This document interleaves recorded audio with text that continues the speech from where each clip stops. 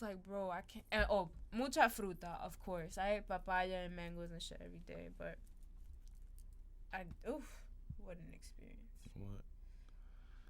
It's always an experience when you get to travel out of the country. Absolutely. Out of this place we called our country. Unfortunately.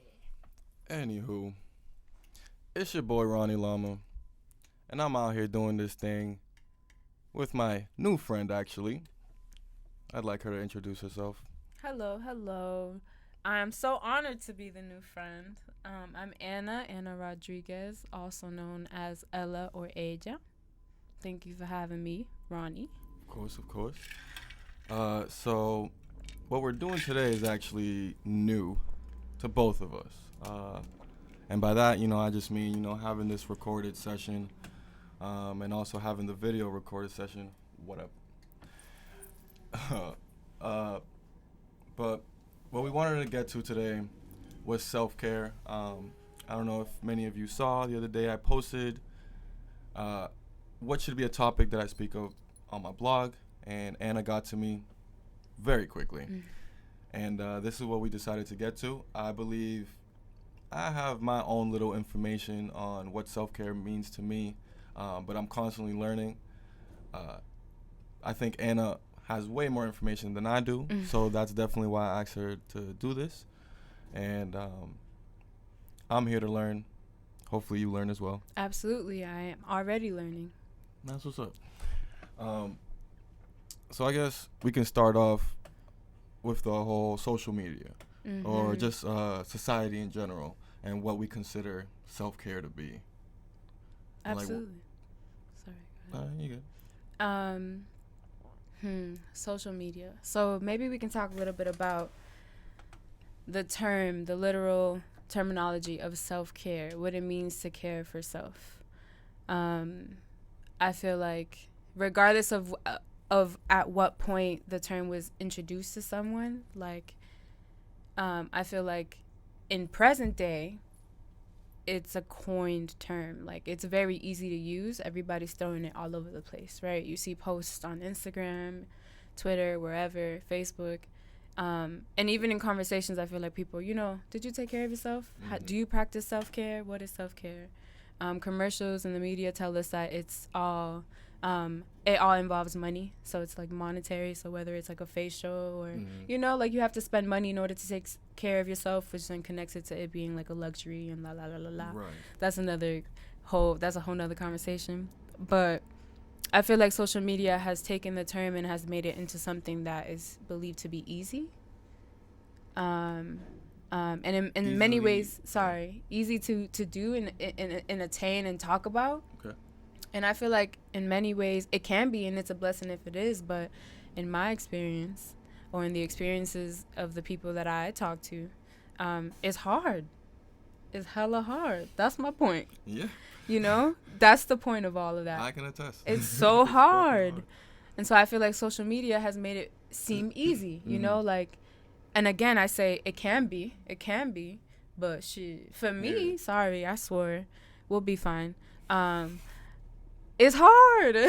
It's really hard, so that's where I'm feeling in terms of, or that's what I'm feeling in terms of like social media and its relationship to like the term self-care. Yeah, and that definitely, I feel like, creates an issue where if you feel like it's easy and for whatever reason you're not easily getting there and you're still frustrated with yourself, that's just an addition. You feel me? Like, that's the addition to maybe the depression, the anxiety that you may be having that allows you to not give yourself the full self-care that you deserve. That part. That part. Y'all heard him? That we deserve. Ronny and I were talking earlier about how, like, self-care, I feel like, is seen as a privilege, right? Self-care is seen as a luxury. Like, I feel like it's something that, you know what? No, I'm right. It's a privilege. Yeah. It's seen as a privilege. Woo! Retracting, it is seen as a privilege because it's like, oh, not everybody can afford to do it. Yep, that's so true. But I'm so, like, I'm so fighting against that, because it should be for everybody. It needs to be we need that shit. Like, not only do we deserve it, we need it to be okay. And so many of our people, our parents, our peers, us, like, we feel like that's like, oh, we'll get to it, or now we don't have time for that. And we're so accustomed, like, to surviving without taking care of ourselves, our minds, our bodies, our hearts, everything, our emotions. Like, yo, but we need to. Definitely need to. We need to. Because, man, just in general with the shit that's going on in the world, especially in our country and shit, the shit we going through, we need to. Like, this is necessary just to stay sane. Like, at the very least. You feel me? Like, shit. Yeah.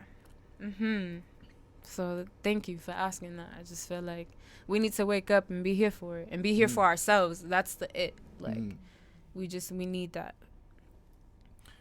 And I kind of brought it up, not too much, but, you know, I was talking about the world as well. Like, I feel like self-care, and we talked about this earlier, is something that changes within cultures, or like what you might think self-care means as a Dominican woman born here in the United States. You know, it's completely different to myself. Absolutely. I'm still Dominican, yeah, but one, I was born in DR, for example. I am a man. Like that, with self-care, it could be completely different to me. And another thing, just to even add to that, I feel like for men, sometimes self-care isn't actually self-care, or we're we preach to be self-care for each other isn't actual self-care. It's just like more toxic masculinity. That part. So I think we really need to figure out what self-care actually is. And it isn't just one thing, which is another thing I want you to get into. And I'll just give you the floor for that. Absolutely. Thank you. Y'all heard Ronny spitting fucking facts. Yeah, so like another barrier, right? Let's talk about barrier. I feel like you mentioned the barriers of social or self-care being gendered, right? And us being taught that not only in your experience, I feel like in my experience too, and in that of many other people, that self-care is a thing for women to do or femmes to do. And like, I'm sorry, what? Like, okay, we're not even gonna give you all the knowledge of like gendered language and like you attributing emotions to whatever genders y'all are confined to. I'ma just put that in a pocket and store it away. But coming back to like self-care, like you're not about to tell me that only women do that shit. Come on now. Like our men, and you know, specifically black men who I lead with in like respecting and protecting as much as I can, y'all need to take care of yourselves, because the world is already trying to destroy you every day. So the very least you can do is learn how to do it for yourself, just like you're mentioning. And so many of us are, you know, you made some really dope points about culture and the way that self-care is viewed depending on where you come from and what's prioritized, you know, and what responsibilities are placed onto you. In thinking about like even the barriers that are placed on to me as a Dominican woman, Afro-Latina, black identifying, like whatever you want to label me with, like I'm born, or there were already plans for me to be domesticated. Right. You feel me? And when domestication is a priority in your family, what time do you have to take care of yourself?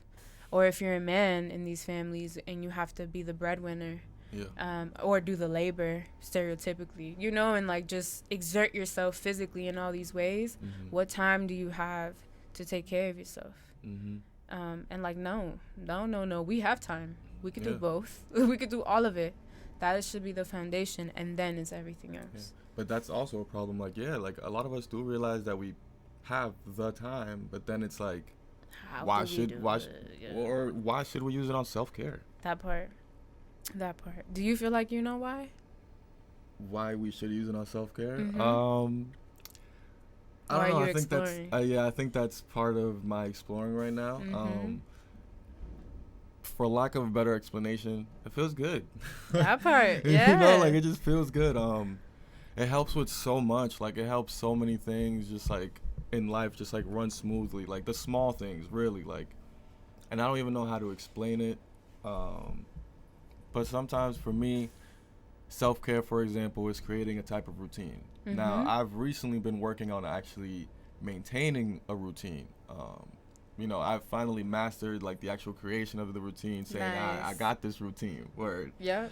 Now I'm trying to master the actual going through it for, To like, practice it. yeah, the practice. Word. Um, so I think like that within itself, just like it makes me feel good when I actually do the routine. Like when I hit every little single step, and it could be like, oh, like just make sure I wash my face after I exfoliate, um, make sure I hydrate, whatever. You feel me? Like Mm-hmm.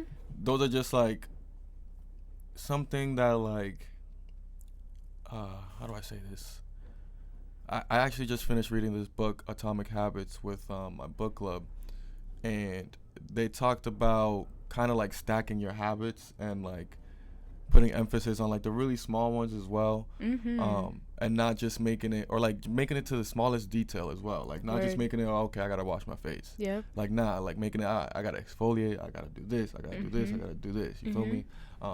Or like not just like, oh, I gotta go to the bathroom and like wash up, nah, I gotta go in there, I gotta shower, I gotta do this and this, and that goes a long way. And I'm just using the bathroom as an example, but Yeah. that goes a long way when you use it in quote unquote every room in your life. Word. Um, yeah, man, it just helps things go so smooth. Like when something, I guess, unfortunate does happen, it's like Yeah. you can take it head on. That part. You can take it easier because again, we're at a time where so much is going on, and like Mm-hmm. we need to have a clear mind, and we need to be able to be, I guess, at peace or at ease for when these times come, these rough times come. Like shit, we can't be fighting fire with fire. Exactly. Man, Ronnie Llama spitting facts, nothing but truths.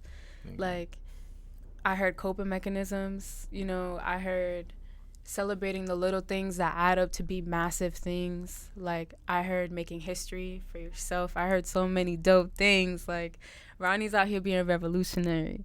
Speak So, on it. you feel me? Like, and yes, I 100% feel you. I feel like, like, even with how hard it can be, like, it is one attainable, we're capable, like we can do these things. With practice it gets easier. And like it feels good, and it spills over into everything else you do because you're good. And even if everything around you isn't, that's okay because you're good. So you're gonna figure it out. Like, the world is falling apart right now, but I'm at peace. I'm not gonna hold you. Like, I'm at peace with myself. I have no regrets. I feel like I've taken things as they come. I've been flexible with the world. I'm fighting the fight. Like, I'm practicing trying to be kind to myself. Like, and so many of us are doing these things, and that we're feeding ourselves, and like, good for us. That's so needed.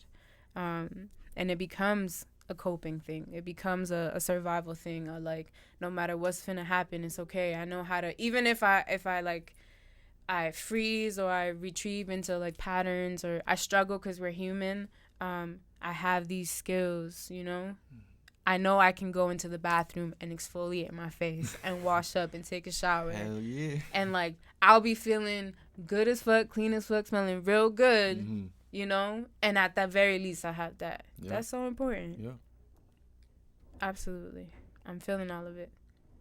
I think there was one little point I wanted to point out is like you corrected yourself. You said you had fought the battle. Yeah. And you had to correct yourself to say that you're fighting the battle. You're still practicing these things. And I feel like it goes with the conversation we were having a little earlier off the mic, where you were saying, shoot. It's okay. It'll come to you. It's okay. It would be like that when you're so deep into a conversation. It'd be like that. Damn. We were talking about a lot off mic. That's the thing too. We've just been dropping gems all day. Like, as we should. It'll come to you. Fuck. Is it in our list by any chance? They may be in our list, y'all. We're prepared. I mean, you feel me? Yes, See? yes. Exactly. We love that. Give it up. Yes. Word. Well, this reminded me of kind of the second part of what I was gonna bring up, which was the whole being revolutionary. Yes. And what it means to, you know, self-care being revolutionary, and like us literally having this conversation, whether it was on mic or off mic, that being revolutionary and that being history. And what that means, because like, you feel me, I learned that today. Word. Like, We love to hear it. You feel me? I want to know, like, where'd that come from? Yeah, where'd that come from? It came from my gut. Like, that's the best way I could say it. Like, I feel like I'm blessed to have people in my community who allow me to be this deep all the time, to say the least, because I'm constantly, and I don't mean to make this personal and specifically about me, but I'm gonna do that real quick for context. And yeah, so these people give me space to just like reflect, for myself on the world, to help them reflect, to grow up together. And lately, I feel like with everything that's been going on, specifically, COVID and us being home for so long and having all this time to reflect and exist and do nothing. I also go to therapy. Shout out to therapy.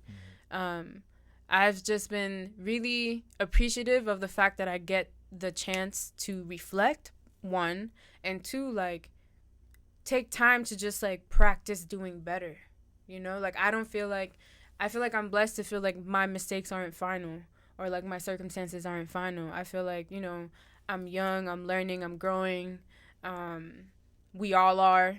And like, it feels good, it feels good to do this really difficult work, and have the time to do it is basically what I'm saying. And so lately I'm like, how can I describe that? What all of that, everything I just like blurted out feels like.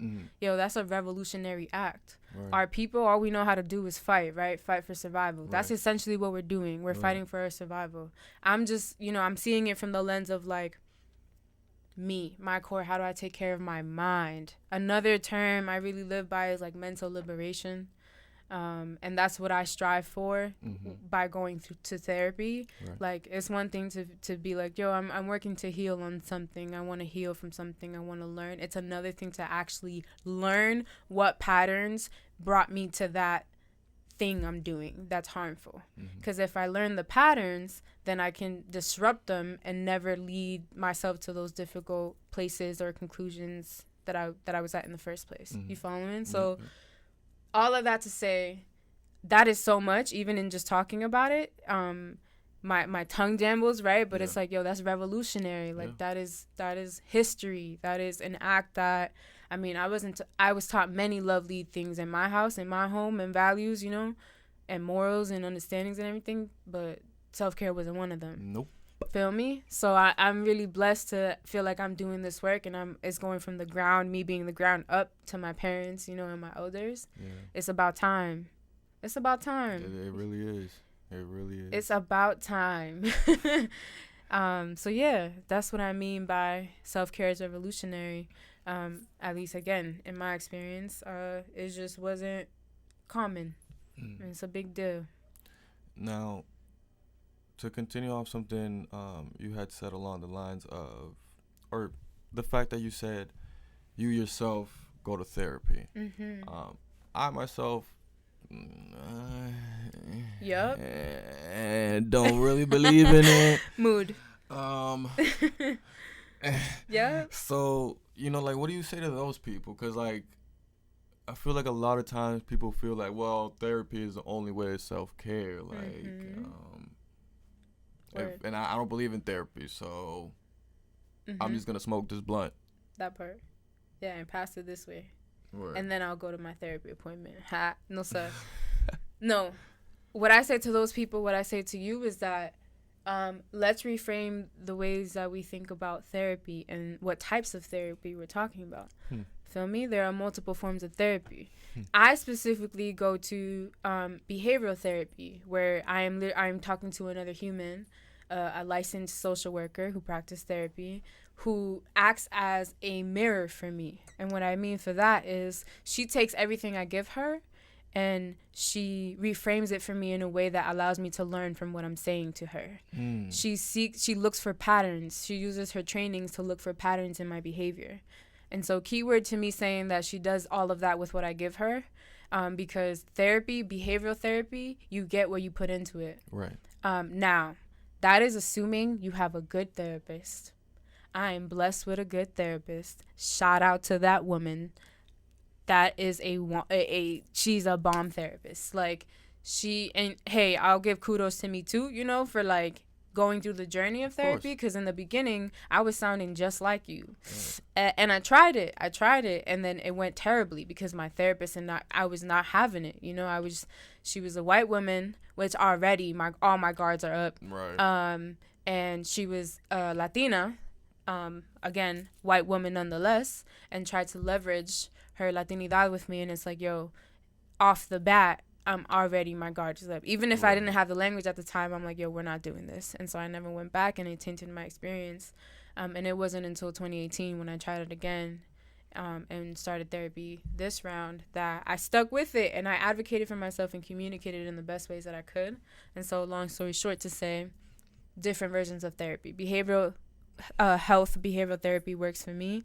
It does not work for everybody. I stand by that. I think that's fine. Everybody has different needs. A blunt is therapy, but there are fine lines between addiction and like being what's the word, having to rely on a substance. Like, I feel you on that, and I feel like that's a whole nother conversation, but that is valid. That can be a form of therapy. Working out. You feel me? So many people use working out or like physical exertion of any way, yoga, meditation, whatever, as a form of therapy. You are therapizing the act of, I'm not about to spit on the definition of therapy because I don't know the formal, but my understanding of it is just like the act of adapting something, a behavior that takes care of yourself, that helps you grow, facilitates the like your reflection process so you can do something with it, definition ever evolving. But yeah, so that's what I would say. Like, there are different versions. You might have not found yours yet. You might not even you might have not found a good behavioral therapist for you yet. Because I also feel like a lot of us are here therapies and training without no training. Speaking for myself, I therapize my friends by accident and intentionally all the time. Word, it'd be like that. So do you. Word. You feel me? We do that we therapize each other. Like, we uplift each other. We do that for each other in however ways we share ourselves with each other. Yeah. So all of that to say, there's therapy for everybody. It's just what type works for you. And so I'm happy as you like embark on this journey of figuring out what works for you, because you already are practicing it too, just in your art. Your art therapizes you. Oh, definitely. You feel me? Definitely. I mean, it's just one of those things, just puts a nigga at ease. That part. You self-therapize. We all do. It's survival. Yeah, but again, that does come from, feeling like, oh, therapy is, or like going to see a person is like the only form of therapy. And then me feeling like I'm going to have to figure this out, or like look for what just makes me feel good. Yeah. And, you kept using the word, I was therapizing myself. And, even now, I kind of don't even consider it that way. But I definitely consider it as, an action or whatever that makes me feel good. Yep. And like, that's honestly enough for me. Perfect. Like, if it makes me feel good, makes me get through the day, whatever, you feel me? Like, call it therapeuting, whatever. It's just one of my things. And everybody should have a thing like that. I think, would you like to talk about passions? I would love to. And how that can go into self-care as well? Do you believe that someone needs to have a passion? Or at least, like, the desire for a passion or something like that. Mm-hmm. Uh, That's a lovely question. I'm sitting on it because I don't know if I've ever thought about it. mm, Do I believe everybody needs to have a passion or like a desire to have a passion? Um, I feel like it's ideal. That would be nice. But I would be lying if I said I'm not thinking about all the people who feel like they can't afford to have a passion. yeah. Yeah. So I'll name that. And then I'll talk a little bit more about how, like, I feel like passions give people hope. So, yes. Like, I feel like if you feel like you do not have a passion, I encourage you to look for one. So do you believe hope is a good thing? Yes. Okay.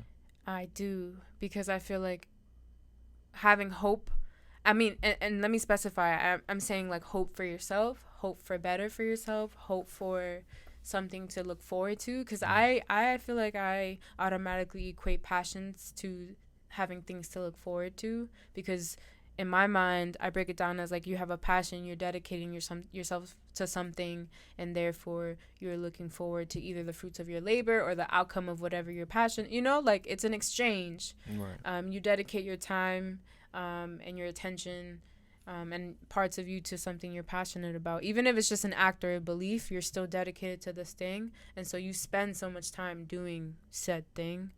And I think that's good for people because it keeps your mind active. I'm so afraid of my mind becoming inactive. Word. To be the devil's advocate. Yes. Have you ever seen the movie by Bong Joon-ho, Parasite? I have. A long time ago, so you'll have to refresh my memory. So apparently what he says parasite is hope. Like that's the parasite. And like in the movie pretty much, I hope I'm not ruining it for anybody. Spoiler alert. Yep, spoiler alert. If you haven't seen Parasite, skip till later. You'll be fine. But pretty much there's this family, and at the beginning of the movie they're kind of given this piece that symbolizes hope. Just based off that, they kind of just have mad hope. I'm recalling. That's pretty much the whole movie, like them hoping for better. You feel me? And like, but they were really hopeless, low key, because like nothing was coming. Yeah, like things were, I guess, getting better for them or whatever in one way, but at the end of the day, like, it wasn't it. Yeah.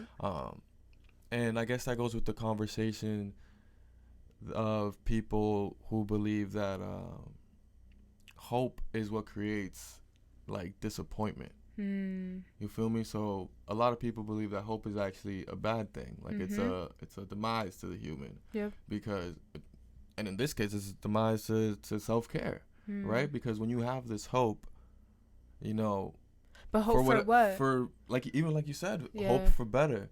For, whatever reason, you're not able to acquire that, or you may feel like you're not able to acquire that. That feeling of failure is going to get to you. Yeah.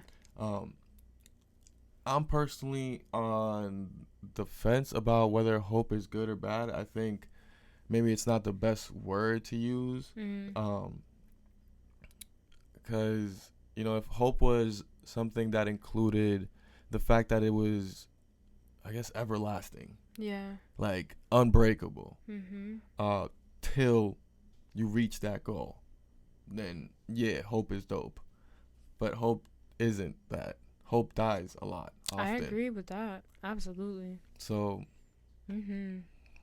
I agree with that. I don't know. Yeah, yo. I wouldn't even say you're playing devil's advocate because I feel like I stand by both. Yeah. I feel like hope can be a good thing. And my personal experience has been a good thing because when I say hope, I think hope for me, hope as an individual, as a person, as a human. Now you talk to me about like hope for like white supremacy going anywhere anytime soon, or like our country. You feel me? I'm like, yo, fuck that shit. Like hope. I'm not hopeful. Like I'm just trying to act. You feel me? Right. Like I think hope is fluid, is what I'm hearing. Like just in our conversation, I'm like, how do I extract a summary? Hope is fluid. I think hope is fluid. I think I try to practice it for myself just because for me it keeps me alive. Because again, I'm really afraid of settling. I'm really afraid of complacency just within myself. And so I feel like I have to remain hopeful that in whatever ways that I see myself becoming complacent or comfortable or settling or whatever, that I'm like, nah, I could change that. You know?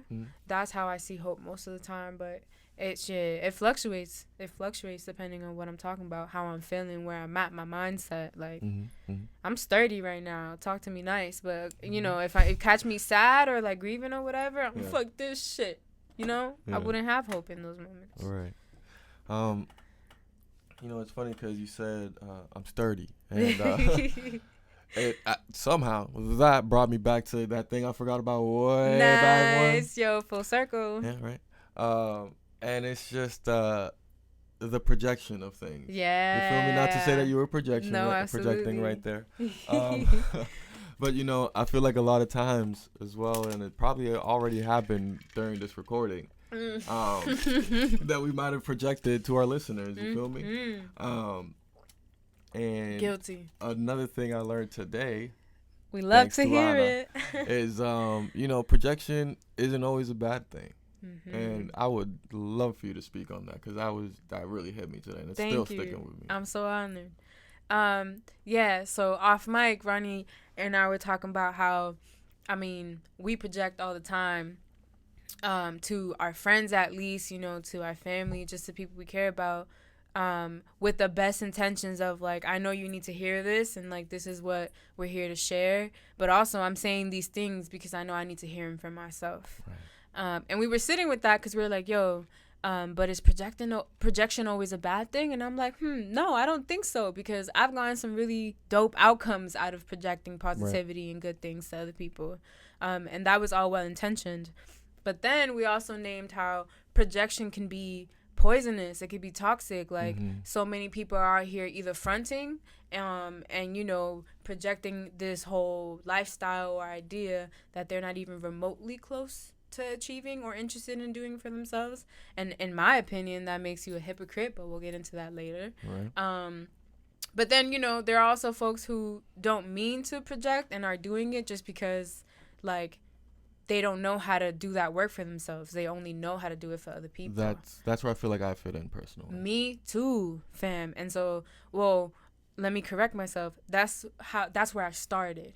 That's where I started. You know, I was, us, like many other people, live to please, not only live to please others, but are good at comforting, are good at guiding. Like, I'm known to have a lot of wisdom. But more so, it's just like, nah, I prioritize understanding and providing comfort. And if I'm projecting, it's like, you know, maybe I didn't realize it till after when I'm sitting on my words, but I was speaking from my gut. I use my gut as a term a lot because it's just like, I don't know how else to say that I said that shit to you from my inner being. Yeah. Not only did I, you know, think about it in my mind, like, it came to me from my heart. Yeah, you like, believe that shit.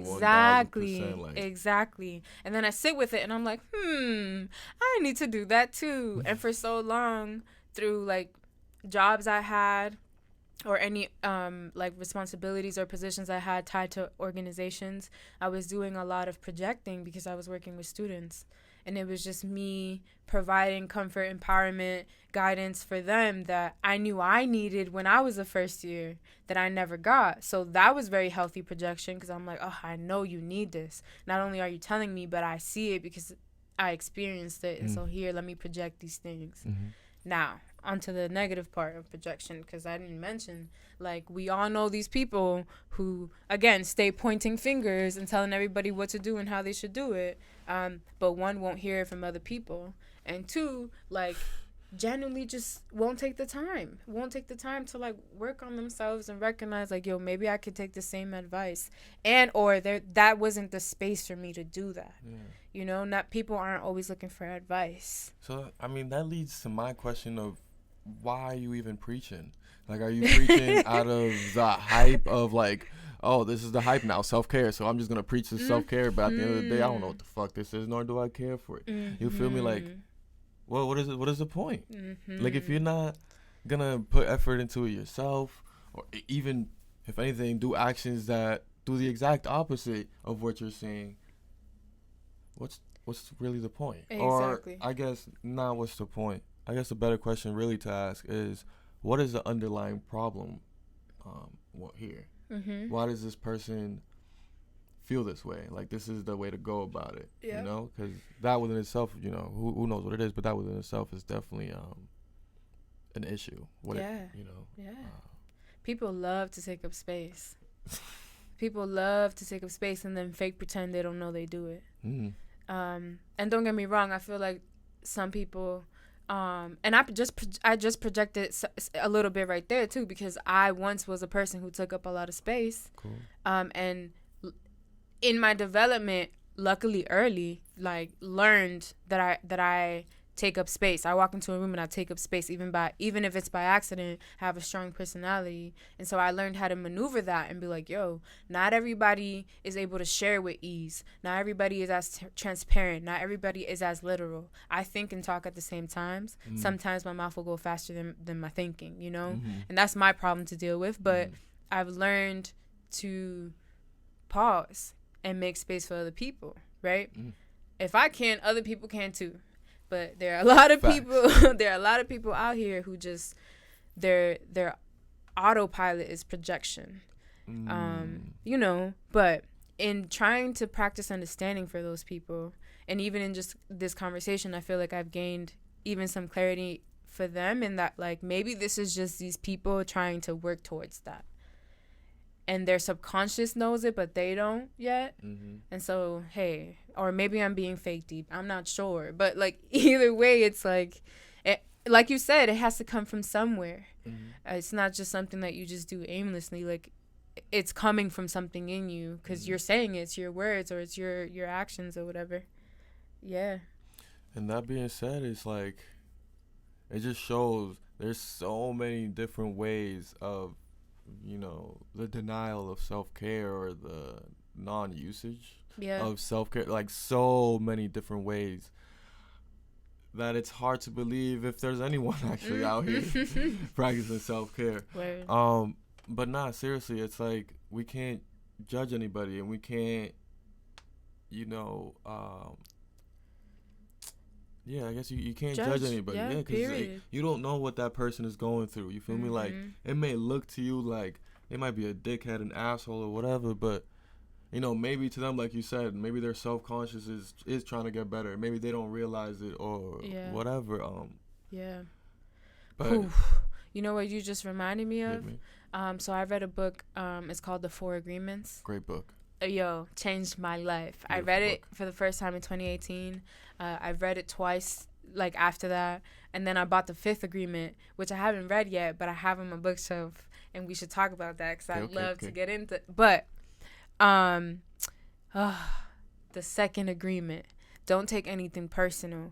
Oh my God, that changed my life. And I know it sounds so simple because it's just like, yo, like people have told me all my life, yo, don't take it personal, and it wasn't clicking. So something about me reading that book and in the way that the author worded it, and just, oh my God, I was just like, you know, the emoji with the explosion, I was reading on the train, and I literally paused and looked up like, yo, like my world. But basically, what you reminded me of it, because everything everyone does technically is a projection of themselves. It's like it's literally them projecting how they're feeling. Right. So a dick, they're treating you like shit, but they treat themselves worse. Like whatever they're doing to you, they're literally doing to themselves, and or they're just dealing with something ugly, whether they realize it or not. Exactly.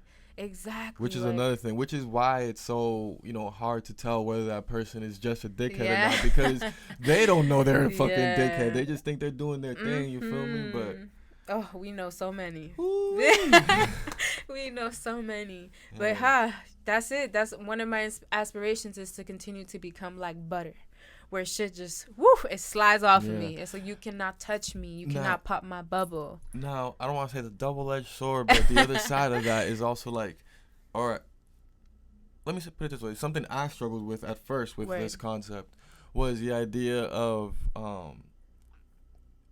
making it seem like I don't give a fuck or Word. like I don't care. Oh yes. And like I feel that you. fine line of not crossing it, of like, is it that I genuinely don't care, or am I just like, I understand, you know, am I Yes. understanding, or do I not care? Right. And I think it's important to understand Yeah. and to not just like throw you know, people's actions or words to the side for whatever reason, because all these things matter and everybody does or says something Yes. in the moment for a reason. So Absolutely. like, me personally, I'm one of those people. I'm constantly studying people. Like everything a person says, does, whatever. Like I'm always on that. Just like, Yep. I don't know. Like that's just who I am. I hear you. It's a balance. Yeah, it's all about balance. Yeah. And actually, the book that we read, was it 2 months ago, for the book club, was The Subtle Art of Not Giving a Fuck. Yeah. Have you read that one? I've heard about it. I haven't read it yet. So that one is pretty much the second agreement. Nice. Just like the whole book in of detail. it. Yeah, and I liked it as well because, like the four agreements, it was the way he worded things. It wasn't the same kind of wording as the four agreements, because the subtle art is more literal. Like like literal. I want to say, for lack of a better term, like rough. Okay. It's more like. Was it blunt? Like, yeah, like it's blunt. Yeah, it's like it's blunt. I mean, it's right in the title. The subtle art of not giving a fuck. Okay. You feel me? Like, and you know, he does a great job of kind of making it seem like it's okay to not give a fuck sometimes. To be honest, I gotta reread it because there was a lot of, you know, gems that are in there that I kind of miss here and there. Word. But you know, the general idea is that like it's okay to like not give a fuck sometimes, or all the time, kind of thing, you know. And it goes with that whole conversation of hope. Yeah. Yeah, it's okay to not have hope, or it's okay to whatever. Yeah. That's of course just one view. That's real. Man. That's really real. Good for us. You know, Facts. we just held a whole class, you know. No bullshit. Use literary text. All that we're missing is the citations, bro. Yep. Your homework for tonight. Mood. No, but seriously, how about we give some homework for our listeners? I love that. I feel like I encourage y'all to think about what are the ways that you're taking care of yourself. If you are, good for you. If you're not, what do you need to get there? Because you need it.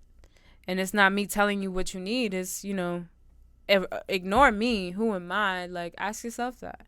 What is your opinion on where you prioritize taking care of yourself? And if you asking or using the term self-care turns you off, call it something else. Call it survival. Call it, you feel me?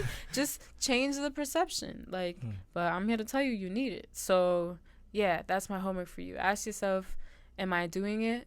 What is my understanding of it? Where, like, you know, where am I with that? What would I like? And what do you need to get there so that you can start practicing it? Because you deserve it. I like it. Definitely going to do my homework. Very Me too. Important. Me too. Ever evolving. Shit. How about you, Ronny? Can you give our listeners a word of advice? The great Ronny Llama. He's been dropping gems this whole time. As have you. Thank you. Shit, but damn, you kind of just like, you really, yeah, you know, you did your thing there. Thank you. I think the question I'd say, or what I'd like our listeners to do, which is something I always ask people to do all the time. I love it. Is because I feel like it just helps to get to know yourself a little bit more. It's like, look back at the days when you were 8 years old.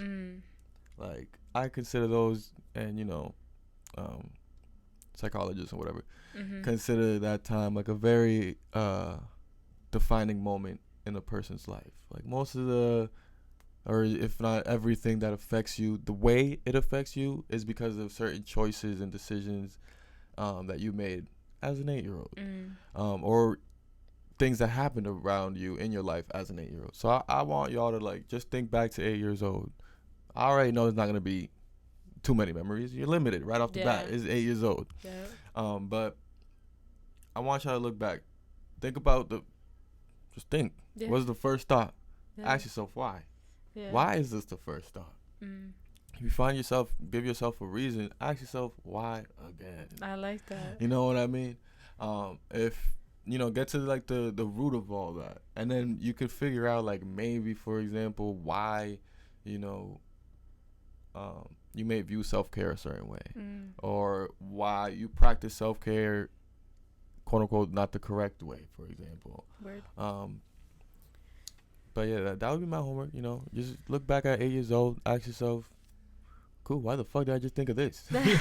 Of all things I could think of, why did I think of this?